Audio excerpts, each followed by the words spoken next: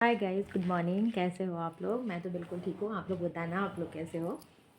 तो मैं आप लोगों को वस्त्र विज्ञान एवं परिधान में प्रथम द्वितीय तृतीय आपको मैं दिखा देती हूँ इंडेक्स।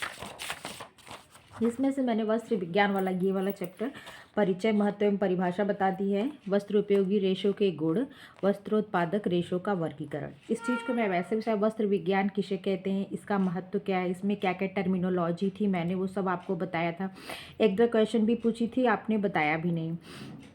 तो बच्चे, जो क्वेश्चन मैं ऐसे पढ़ाते वक्त अगर पूछ लेती हूँ तो आप ज़रूरी नहीं, अगर सबको आता ही है, अगर नहीं आता तो आप उसको देखने की, बुक में खोजने की कोशिश किया करो, ठीक है। नेक्स्ट है वस्त्रोपयोगी रेशों के गुण। ये चीज़ भी मैंने बताई था कि जो रेसे हैं उनमें क्या क्या क्वालिटी होनी चाहिए कि उससे वस्त्र बनाने के लिए उसको लीजिबल या योग्य समझा जाए कि ये रेसा ऐसा है जिससे वस्त्र बनाया जा सकता है। तो उसमें बहुत सारे गुण होने चाहिए।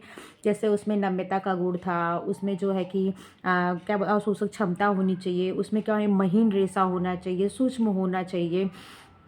ये सब सारी बहुत सारी क्वालिटी थी जो मैंने आपको बताया था। फिर क्या था वस्त्रोत्पादक रेशों का गुण, तो आपने इसमें पढ़ा था कि मतलब क्लासिफिकेशन आपने देखा था कि प्राकृतिक रेशे क्या हैं, तो और जानतो रेशे क्या हैं, कृत्रिम रेशे क्या हैं। तो प्राकृतिक रेशे के अंतर्गत से कौन कौन से आते हैं, तो उसके अंदर वानस्पतिक आ रहा था, जानतो आ रहा था, पत्ते वाले आ रहे थे, तने वाले आ रहे थे, बीज वाले आ रहे थे, ठीक है। खनिज के अंतर्गत मतलब जैसे क्या बोलते हैं, एस्बेस्टस आ रहा था, सोना आ रहा था, चांदी आ रहा था। कृत्रिम के अंतर्गत दो आ रहे थे, एक मानव निर्मित जिसे कहते हैं, तो उसे क्या कहते हैं, रेयॉन कहते हैं। रेयॉन में 3 टाइप आ रहे थे। उसके बाद अगला आ रहा था जिसे संश्लेषित रेशा कह रहे थे, तो उसमें डेक्रान, नायलॉन, एक्रिलिन इत्यादि बहुत सारे रेशे आ रहे थे। तो मैंने इतनी चीज़ें आपको बता दी। एक चैप्टर बच रहा है वस्त्र उपयोगी रेशों का परीक्षण। बच्चों, आप देख सकते हैं। इस टॉपिक को मैं बाद में बताऊंगी, उसके पहले मैं आपको ये ख़त्म करना चाह रही हूँ। जैसे कपास लिनन का पर्टिकुलर पूरा जैसे होता है ना, पूरा एक्सप्लेनेशन है, मतलब पूरा चैप्टर है उस पर, तो मैं आपको एक एक करके ख़त्म करना मतलब पढ़ाना चाह रही हूँ। फिर जब ये फिनिश हो जाएगा मैं उस चैप्टर को बाद में बताऊँगी, चौथे नंबर का जो चैप्टर है। उसके बाद जो है फिर देखते हैं कौन सा चैप्टर शुरू करते हैं। तो अभी चलिए पहले ज़्यादा बातें नहीं करते हैं, कपास शुरू करते हैं, ठीक है। तो देखिए कपास का चैप्टर यहाँ पे है जो मैं आज आपको बताना चाहती हूँ। कपास किस रेशे के अंतर्गत आता है, तो आपको पता है कि कपास किस रेशे के अंतर्गत आ रहा था, तो वानस्पतिक रेशे के अंतर्गत आ रहा था। और स्पेसिफिक किसके अंतर्गत आ रहा था, तो ये बीज वाले रेशे के अंतर्गत आ रहा था। और एक इसके साथ और आ रहा था, एक कपास था और दूसरा क्या था, कापूक था। इतनी चीज़ें हमने आपको बताई थी। फिर कपास के बारे में हमने क्या बताया था कि ये कैसा रेशा है, तो सर्वव्यापी यूनिवर्सल फाइबर है जो हर जगह पाया जाता है। और अरे हर जगह के लोग क्या करते हैं, इसका उपयोग करते हैं, या हर जगह व्याप्त है। कहने का मतलब यही है, सिंपल सी बात। फिर इसको हर जगह के लोग क्यों उपयोग करते हैं, तो इसकी कुछ क्वालिटी होती है जिसके कारण कि हर जगह के लोग का ये क्या है, लोकप्रिय रेशा कह सकते हैं, वस्त्र कह सकते हैं, जो भी आपको सुटेबल लगे। इसलिए क्योंकि ये सस्ता है, उपयोग करने में ये आसान है, इसको ये टेंशन नहीं कि इसको ये बचाना है, तो इसको मतलब हल्का धुलना है, धूप में नहीं सुखाना। ये क्या है, यूज टू, इसको जैसे चाहे वैसे यूज कर सकते हैं, जहाँ चाहे वैसे यूज कर सकते हैं। और इसका क्या है, हर क्षेत्र में प्रयोग होता है, ठीक है। कि तो हो गई कपास की, मतलब एक जैसे कह सकते कि एक एक्सप्लेनेशन हो गई। तो आप अब आपको लगता होगा कि ये कपास आया कहाँ से, ये कपास का मतलब, कपास तो चलो ठीक है आ गया, जिस लोग यूज़ करने लगे, तो इसका कोई जन्म स्थान होगा ना, कहाँ के लोग ये समझे होंगे कि कपास है जिससे रेशा बनाना है। तो यही सब चीज़ें आज मैं बताऊंगी। कपास की खेती कैसे की जाती है, इसके रेशों के गुण क्या है, रेशों में दोष क्या है, रेशो सूक्ष्मदर्शी से देखने पर कैसे लगते हैं, किसका इन पर प्रभाव पड़ता है, किसके ये निष्प्रभावी होते हैं। तो ये सब सारी चीज़ें आज मैं आपको लाइन बाय लाइन बताऊंगी। तो देखिए, इसके स्टार्टिंग करने से पहले मैं आपको कुछ इसकी समरी टाइप की चीज़ें बता दे रही हूँ। तो ये जो कपास कैसा पौधा होता है, तो ये 200 दिन में तैयार होता है। और कैसा पौधा मानते हैं, तो उसे 1 वर्षीय पौधा कहते हैं, ठीक है। कैसा पौधा है, तो 1 वर्षीय पौधा है। और कितने दिन में तैयार होता है, तो 200 दिन में ये तैयार होता है, ठीक है। इसका जन्मदाता देश कौन सा है, तो भारत है। भारत क्या है, प्रथम स्थान भी किसका है, तो भारत का प्रथम स्थान भी है। सबसे पहले इसकी मिल कहाँ बनी थी, सूती मिल सबसे पहले कहाँ बनी थी, तो कलकत्ता में बनी थी 1818 में, ठीक है। और दूसरे नंबर पे क्या थी, कैलिको मिल थी अहमदाबाद में 1861 में। उसके बाद देखिए, जो कपास की खेती होती है तो इसकी जलवायु कैसी चाहिए होती है, तो इसको जो जलवायु चाहिए होती है उष्णकटिबंधीय जलवायु होनी चाहिए। मिट्टी कैसी होनी चाहिए, तो काली मिट्टी का प्रयोग करते हैं। इसका पौधे की लंबाई कितनी होती है, तो 5 से 6 फीट होती है। इतना मैंने आपको इसके बारे में एक नॉर्मल सी जानकारी दे दी। अब मैं चलिए ज़्यादा बातें नहीं करती, चैप्टर स्टार्ट करती हूँ। लिखा है उद्गम एवं इतिहास, ओरिजिन एंड हिस्ट्री। कपास के रेशे का मूल स्थान कहाँ है? भारत। इसलिए भारत को कपास का जन्मदाता कहा जाता है, क्योंकि भारत में अति प्राचीन काल से ही कपास का उपयोग वस्त्र बनाने के लिए किया जाता रहा है। अगर कपास के इतिहास पर दृष्टिपात करें तो यह ज्ञात होता है कि कपास का उद्गम कब हुआ था, तो ईसा से 400 वर्ष पूर्व मतलब पहले हुआ था। किसका? कपास का मतलब उद्गम कब हुआ था, तो ईसा से 400 वर्ष पूर्व हुआ था। ठीक है। इसका प्रमाण मोहेंजोदड़ो एवं हड़प्पा की खुदाई से प्राप्त चांदी के बर्तन हैं, जिनके चारों ओर कपास के रेशे रुई लपेटे पाए गए हैं। इस प्रकार कपास का उत्पादन एवं वस्त्र निर्माण का कार्य सदियों से भारत में होता आ रहा है। ईसा से 200 वर्ष पूर्व भारत में बने सूती वस्त्रों का निर्यात मध्य पूर्व देशों में होता था। वस्त्र की सौंदर्यता, टिकाऊपन, मजबूती व अद्वितीय कलाकृतियों के कारण उन देशों में इस वस्त्र की इतनी मांग बढ़ी कि यहीं से ये वस्त्र यूरोपीय देशों में निर्यात किए जाने लगे। मैंने कहा ना कि कैसा रेशा है, तो विश्वव्यापी है। क्यों है? इसकी कुछ क्वालिटी होगी, तो मैं आपको पहले ही बोली हूँ कि क्या होते हैं रेशे का टिकाऊपन, उसकी सौंदर्यता, ये इतना मजबूत रेशा होता है, इस पर किसी प्रकार का कि किसको किस सर्फ से धुला जाए, किससे नहीं धुला जाए, कैसे बहुत यूज टू रेशा, इसलिए क्या इसको सभी देशों के लोग पसंद करते हैं। ठीक, बस वही चीज़ इसमें आगे दी हुई है। नेक्स्ट है यूनानी इतिहास में भी सूती वस्त्र के उल्लेख मिलते हैं। जो यूनानी इतिहास है उसमें भी सूती वस्त्र के उल्लेख मिलते हैं। ईसा से 327 वर्ष पूर्व सिकंदर महान के भारत आक्रमण के समय, कब? ईसा के 327 वर्ष पहले। ठीक है। कौन कहा? सिकंदर जो थे भारत पर आक्रमण के समय, उनके साथ आए यूनानियों ने कपास के पेड़ को देखकर आश्चर्यचकित रह गए थे। उन्होंने कपास के पेड़ से प्राप्त रेशों की तुलना भेड़ से प्राप्त ऊन से की, जिसका प्रमाण उनके लेखों में मिलता है।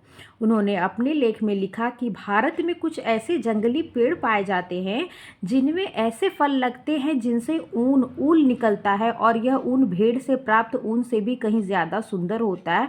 भारतीय इस पेड़ के ऊन से बने सुंदर वस्त्र को पहनते हैं। तो किसने कहा? सिकंदर के साथ जो आक्रमण करने यूनानी आए थे, उन्होंने अपनी पुस्तक में लिखा। कब? ईसा से 327 वर्ष पूर्व पहले। उन्होंने इसकी तुलना किससे की? तो ऊन से की। उन्होंने क्या कहा कि भारतीय कुछ जंगली पेड़ हैं, उनसे फल निकलते हैं, उनसे वो क्या करते हैं? रेशे निकालते हैं। वो दिखने में कैसे होते हैं? तो जो भेड़ से प्राप्त ऊन होते हैं वो उनकी तरह दिखते हैं, और क्या करते हैं? भारतीय उसका उपयोग करते हैं। ये ऊन से भी क्या है? अधिक लोकप्रिय और अच्छा है। ठीक, ये तो किसने कहा? यूनानियों ने कहा। आपने इसका उद्गम देखा तो उसका आपको कैसे पता चला? तो हड़प्पा और मोहनजोदड़ो की खुदाई में बर्तनों के आसपास जो क्या थे? रुई लिपटे हुए थे। जन्मदाता देश कौन है? तो भारत को माना जाता है। भारत इसका जन्मदाता है। विश्वव्यापी रेशा क्यों है? क्योंकि इसकी जो टिकाऊपन की क्षमता होती है, इसकी मजबूती, इसकी अद्वितीय मतलब कलाकृतियाँ, सौंदर्यता, इस कारक क्या होता है? ये रेशा और शोषण की क्षमता, ये सब के कारण ये क्या होता है? तो ये रेशा विश्वव्यापी, सर्वव्यापी मतलब लोकप्रिय है सबके लिए। अब देखिए बौद्ध काल में इसे क्या कहा गया? तो बौद्ध काल में बनारस एवं ढाका की मलमल अपने अलौकिक सौंदर्यता, सूक्ष्मता, बारीकी एवं पारदर्शिता के लिए प्रसिद्ध थी। देखो ढाका की मलमल, मलमल क्या होता है? प्योर फाइन सूती के कपड़े जो होते हैं ना, सूती का कपड़ा, उसे ही मलमल का कपड़ा कहते हैं। और इसे इतना हल्का मानते थे कि कहने का मतलब कि रानी इसको कई तह में पहनी रहती थी, उसके बाद भी क्या होता था? बॉडी ना ट्रांसपेरेंट जैसा लगा, पारदर्शी, और अंदर से लगता था बॉडी मतलब दिख रही है। ये इतना महीन और फाइन होता था ये रेशा। लिखा है कि सौंदर्यता, सूक्ष्मता, बारीकी एवं पारदर्शिता, ट्रांसपेरेंसी के लिए प्रसिद्ध थी। कपास के रेशे से इतने सूक्ष्म व बारीक वस्त्र तैयार किए जाते थे कि 8 से 10 तह लपेटे जाने के पश्चात भी वे पारदर्शी दिखते थे। कहा जाता है कि उसके संपूर्ण थान को केवल अंगूठी के एक छल्ले से होकर निकाला जा सकता था। किसे? जो ढाका का मलमल होता था। ठीक है। तब वस्त्र बुनकरों जुलाहे द्वारा हाथ से बुने जाते थे व कपास के मीलों लंबे धागे तैयार किए जाते थे। ऐसे सुंदर वस्त्र महाराजाओं, महारानियों व शाही घरानों की महिलाओं के लिए तैयार किया जाता था। ढाका के मलमल के अलावा शबनम, आबे रबा भी इतनी अलौकिक एवं अद्वितीय सौंदर्यता के लिए, शबनम क्या? ओस की बूंद के समान लगता था। आबे खां लिखा है, आबे रबा है जो क्या? जल के समान, मतलब क्या इनकी तुलना की गई थी। शबनम ओस की बूंदों के समान स्वच्छ अलौकिक दिखता था। तो ये इनके कपड़ों की क्या है? इन कपड़ों, इन रेशों की मतलब तुलना की गई है कि इतने सुंदर, इतने महीन, इतने पारदर्शी, इतने चमकीले होते थे कि इनकी तुलना मतलब ट्रांसपेरेंट चीज़ से, अंगूठी से गुजार देते थे, शबनम ओस से, बहते पानी से, मतलब अनेकों चीज़ों से की गई थी। सूती वस्त्रों में बुनाई व कढ़ाई द्वारा सुंदर नमूने बनाए जाते थे। चिकन व जामदानी वस्त्रों की लोकप्रियता भी दूर दूर तक फैली हुई है। ठीक है।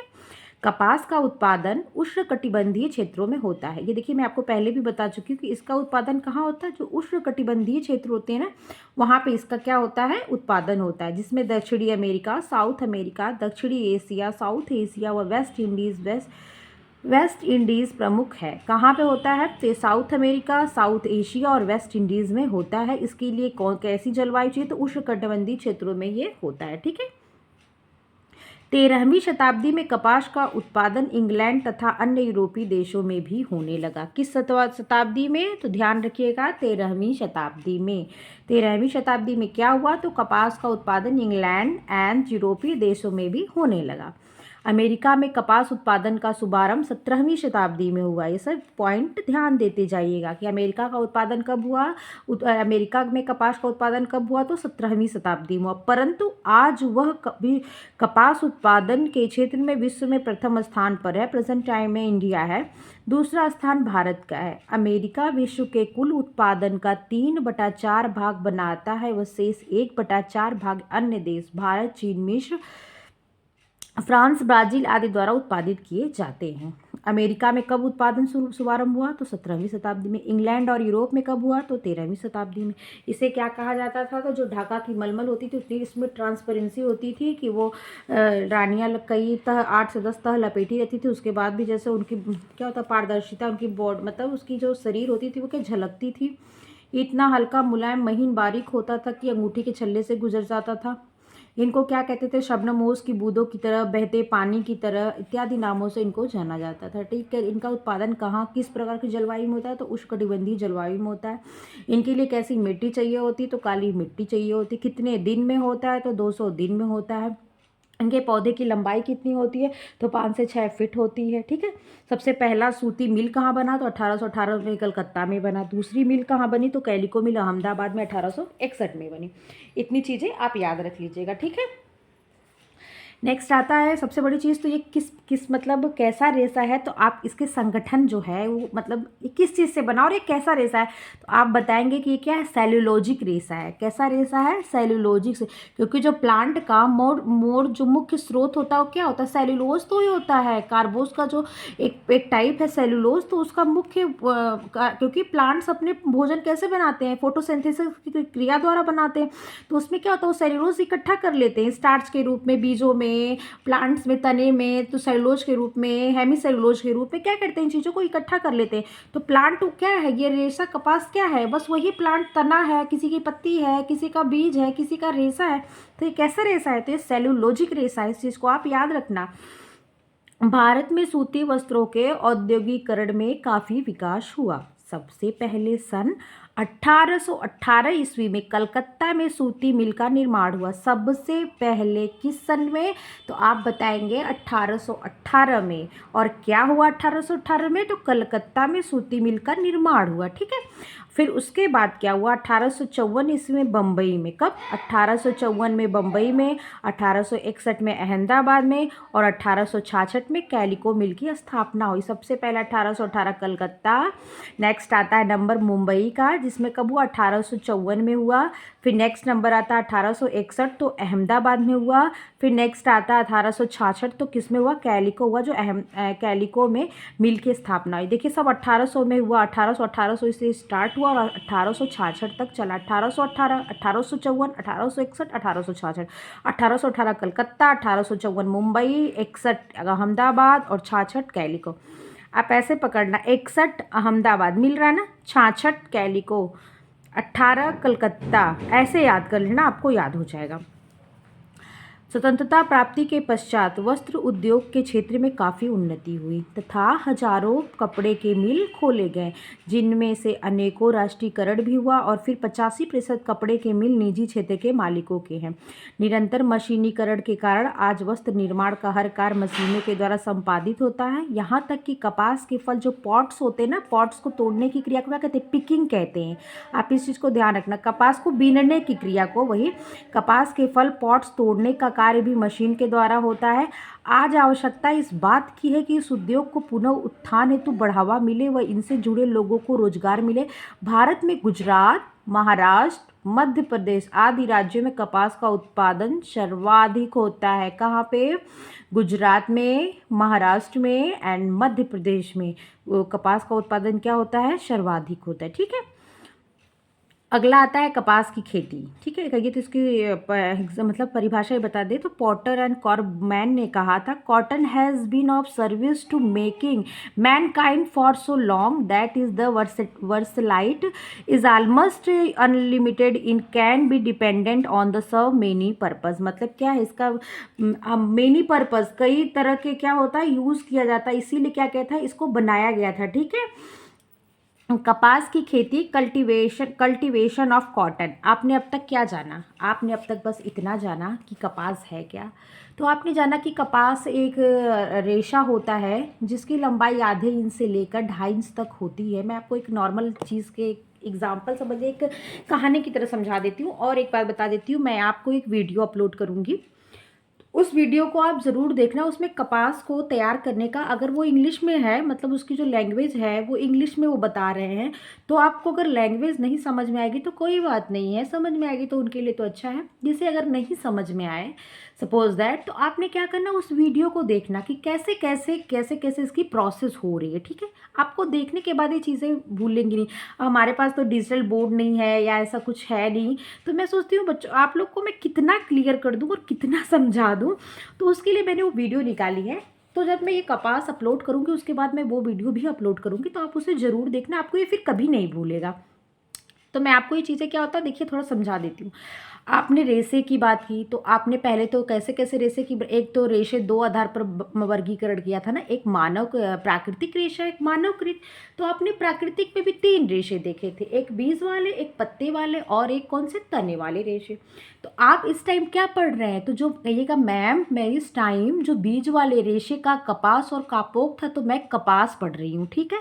तो फिर कपास तो आप पढ़ रही हो, चलो ठीक है, तो कपास है क्या? कपास कहाँ से आप जाने? तो आप बताएंगे कि मैम कपास एक बहुत गुणों वाला अच्छा रेशा होता है, इसका जन्मदाता देश भारत है, इसकी लंबाई कितनी होती है?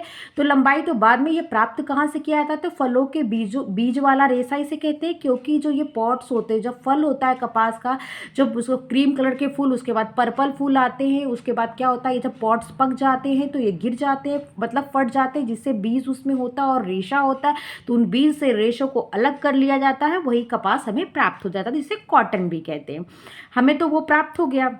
फिर हम कहेंगे कितना लंबा रेशा है, तो कहेंगे मैम, आप कहेंगे मैम ये आधा इंच से लेकर 2.5 इंच तक की इसकी, इससे कह सकते हैं कि सामान्यतः इसकी लंबाई होती है। ठीक है। कुछ कुछ रेशे अपवाद भी हो सकते हैं कि इतने लंबे उतने लंबे, लेकिन सामान्यतः इसकी लंबाई आधे इंच से 2.5 इंच तक की होती है। आपने इतना बता देना। उसके बाद आपके मन में आता होगा कपास तो चलो ठीक है, कपास आ गया, बीज से निकल गया, ऐसे हो गया, इसकी लंबाई हुई, ये सबसे पहले आया कहाँ? तो ये सबसे पहले कहाँ आया? तो इसको जन्मदाता इसका क्या है? भारत है। भारत के निवासी जो थे, और इसका पता कैसे चला? तो जैसे मोहनजोदड़ो की खुदाई हुई, हड़प्पा की खुदाई हुई, जब होती ना अनेक संस्कृतियों की खोज कैसे हुई, तो जो ये भूगोलवेत्ता और ये कह सकते हैं जो इतिहास मतलब जो ये खोज करते हैं, तो उन्होंने क्या किया, अनेक अनेक खुदाइयाँ हुई, तो उसमें से इन चीज़ों के प्रमाण मिले। तो प्रमाण में क्या मिला कि जो वहाँ पे चांदी के बर्तन थे या मिट्टी के बर्तन थे, उन बर्तनों पे क्या था? कॉटन लिपटा हुआ था। तो उससे ये अनुमान लगाया जाता है कि जो 400 वर्ष पूर्व, ईसा के 400 वर्ष पूर्व, मतलब तब से ये रेशा आया हुआ है, और इसके यूज टू, मतलब हम भारतीय इसको यूज में लेते थे। ठीक है। वो रेशा क्या था? तो वो कपास का रेशा था। फिर उसके बाद हमारे देश में 327 वर्ष पूर्व, मतलब सिकंदर जब यहाँ पे आक्रमण किए थे, तो जो यूनानी आए उनके साथ, यूनानी थे ही सिकंदर, तो उनके साथ जब आए और भी उनके सैनिक, तो उन्होंने क्या किया, इस रेशे को देखा, तो इसकी तुलना उन्होंने किससे की? भेड़ के ऊन से की। और उन्होंने बोला कि एक जंगली पेड़ होता है जिससे रेशे निकाले जाते हैं, और ये बहुत अति सुंदर होते हैं, और जिसका उपयोग भारतीय करते हैं। और ये कैसे दिखते हैं? तो जैसे भेड़ के ऊन होते हैं वैसे होते हैं। ठीक है। फिर बौद्ध काल आया, तो बौद्ध काल में क्या हुआ? बौद्ध काल में बनारस में मतलब क्या, ढाका की मलमल जो अपने अलौकिक सुंदरता के लिए प्रसिद्ध था, और जो ये मलमल था, ये बारीक महीन, आज भी ये कपड़ा होता है, बहुत सूती बारीक जो फाइन सा कॉटन का कपड़ा होता है, जिसे मलमल कहते हैं। अब वो क्वालिटी तो आज के टाइम नहीं है, लेकिन मलमल के कपड़े मिलते हैं। तो इसकी ये तारीफ थी कि ये इतना हल्का, इतना बारीक, इतना महीन फाइन हुआ करता था कि इससे 8 से 10 तह भी कोई पहन ले तो उसके बाद भी उसके शरीर की आकृतियाँ क्या होती थी पता चलती थी। ठीक है, इसीलिए शबनम के मतलब ओस की बूंदों से, बहते पानी से, बहते वक्त हवा, बहती हुई हवा के समान, मतलब बहुत सारे नामों से क्या किया गया, इसकी तुलना की गई। इतनी चीज़ें तो आपकी क्लियर हो गई, एक इतिहास हो गया इसका। फिर नंबर आता है इसकी खेती कैसे जलवायु में की जाती है, कैसे मिट्टी में की जाती है। तो इसकी जो खेती होती है ना बच्चा, ये उष्णकटिबंधीय, उष्णकटिबंधीय का मतलब जो गर्म प्रदेश, उष्ण मतलब गर्म होता, कटिबंधी जैसे हमारा क्या है भारत नहीं पूरा वर्ल्ड बटा हुआ है। एक क्या होता है विषुवत रेखा होती है जो धरती के बीचों बीच जाती है, इसके जस्ट ऊपर ऐसे बढ़ते जाते हैं तो सबसे ऊपर क्या होता है शीत होता है, जैसे अंटार्कटिका, आर्कटिका, ये सब क्या होते हैं, ये बिल्कुल क्या होते हैं 6 महीना या धूप 6 महीना, मतलब 6 महीना सूर्य दिखता है, 6 महीना नहीं दिखता। उसके बाद ऐसे ही क्या होता है, फिर उष्ण होता है, फिर उष्ण से समशीतोष्ण, सम उष्ण, फिर सम शीतोष्ण, फिर शीतोष्ण, ऐसे कट के बटा होता है। तो जब विषुवत रेखा के क्या होता है ऊपर उष्णकटिबंधीय मतलब गर्म क्षेत्र होते हैं। ठीक है, आप अपना एरिया अगर लेंगे तो भारत का जो दक्षिणी साइड एरिया, जो साउथ एरिया है, वो क्या है, वो गर्म प्रदेश, गर्म के अंतर्गत आता है, क्योंकि विषुवत रेखा वहां से जस्ट 8 किलोमीटर नीचे से शायद गई हुई है, तमिलनाडु जो चेन्नई लास्ट हमारा वो है, तो वो इसलिए वो क्या है, वो एरिया हमारा गर्म होता है। तो वहाँ की मिट्टी कैसी है, काली है, और वहाँ का जो क्लाइमेट कैसा है, उष्णकटिबंधीय वो एरिया में आता है, तो वहाँ का मौसम भी गर्म, मतलब जैसे आर्द्रता लिए हुए होता है, तो उसके लिए क्या है, ये जलवायु क्या है, उचित है। ठीक है, इतनी चीजें आपको समझ में आ गई होंगी।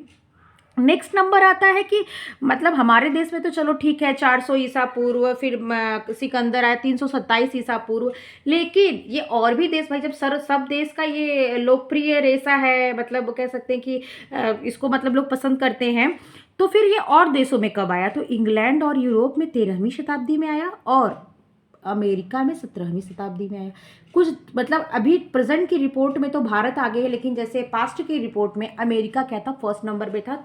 पूरे वर्ल्ड का 3/4 हिस्सा वो अकेले क्या करता था, इसका उत्पादन करता था। इतनी चीज़ें आपको क्लियर हो गई। इसको बनाने के लिए क्या हुआ, मिलों की भी आपने तो कल्टीवेटिंग कर ली, इसकी खेती कर ली, फिर आपने जान लिया रेसा कैसा है, फिर रेसा मिला कहाँ से, इसका इतिहास जान लिया, इसकी तारीफ जान ली कि शबनम की तरह, ओश की बूंद की तरह इतना ट्रांसपेरेंट ये वो फलाने निकालना आपने जान लिया। अब इसका नंबर आता है इसकी प्रोसेस, इसकी मीलिंग, मतलब बनेगा कहाँ। तो जो सबसे पहले इसकी मील बनी थी, फैक्ट्री कह सकते हैं, वो 1818 ईस्वी में कलकत्ता में बनी थी। सबसे प्रथम मील जो इसकी बनी थी, कब बनी थी, तो वो बनी थी 1818 ईस्वी में कलकत्ता में। नंबर आता है सेकेंड, तो 1854 मुंबई, 61 आप कह सकते हैं अहमदाबाद, 61 अहमदाबाद। ठीक है, ए से ऐसे लग रहा है 61 अहमदाबाद, ए से अहमदाबाद, और ऐसे ही 61 लग रहा है जैसे ए ही डिनोट करा है, हम बुला रहे हैं, जैसे प्रोनाउंसिएशन में लग रहा है कि 61 ए टाइप का। 66 कैलिको। ठीक है, इतनी चीज़ें मिले। तो इतनी पहले क्या की मिल बनी। अब के टाइम में बहुत सारी मिलें हैं, बहुत सारी इसकी प्रोसेसिंग होती है, बहुत तरीके से बनाया जाता है, बिगाड़ा जाता है, मर्सराइजिंग, फ्लान डेकन, बहुत तरीके की मतलब रेसे आ गए हैं। अब तो इतने रेसे आ गए हैं कि इनको पहचानना और इनको समझना बहुत बड़ी बात है। अगर जो बहुत ज़्यादा इसमें एक्सपर्ट नहीं रहेगा तो उन रेसों की क्वालिटी और इनके आधार पे वो रेसों को बांट भी नहीं पाएगा।